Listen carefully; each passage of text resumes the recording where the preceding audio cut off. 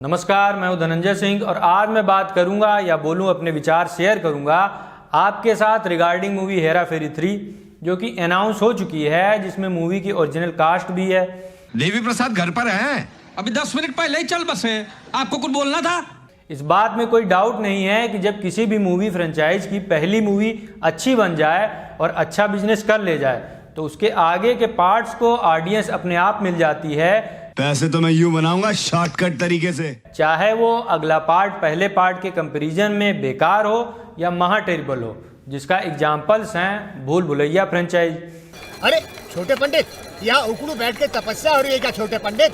अरे बेटी पुष्पा, कहाँ जा रही हो अपने गधे पर बैठकर? सबको पता है कि भूल भुलैया 2 भूल भुलैया 1 के कंपैरिजन में बहुत पीछे थी। चाहे गोलमाल फ्रेंचाइज की बात कर लो,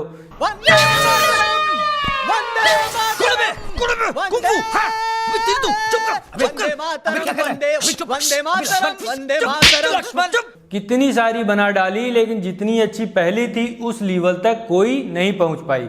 लेकिन फिर भी ऑडियंस मिली सारे पार्ट्स को, इसलिए हेरा फेरी 3 को ऑडियंस तो मिलेगी।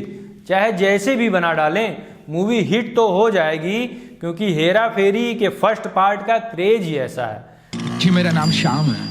तो ये तुम्हारा समस्या है। तो नाम बदल डालो, उसमें गांव से इधर आने की क्या जरूरत है? हेरा फेरी 2 जब रिलीज हुई थी तो उसके साथ प्रियदर्शन साहब की एक मूवी रिलीज हुई थी चुप चुप के, जिसमें शाहिद कपूर है। हेरा फेरी फर्स्ट के डायरेक्टर हैं प्रियदर्शन साहब और राइटर हैं नीरज वोरा।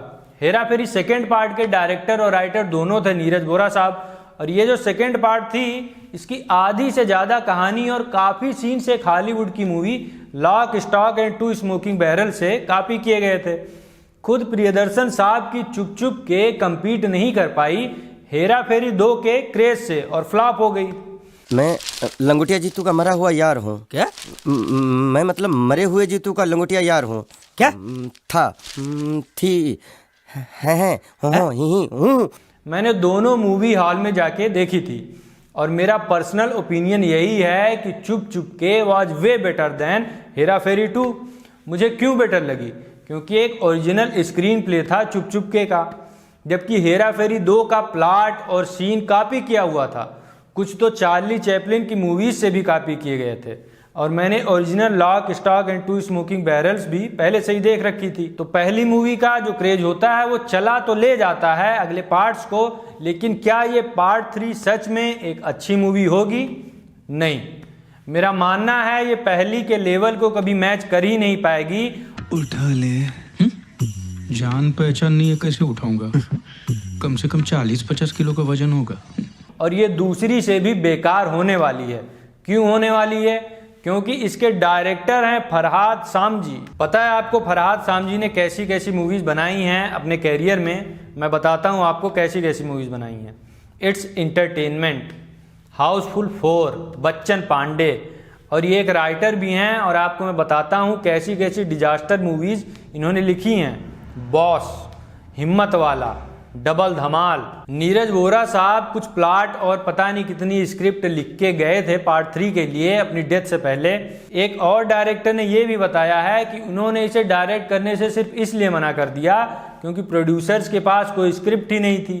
अब कौन लिखेगा इसको, डायरेक्ट कौन करेगा, ये तो पता चल ही गया है। तो तैयार रहिए एक अच्छी खासी मूवी फ्रेंचाइज की ऐसी तैसी देखने के लिए।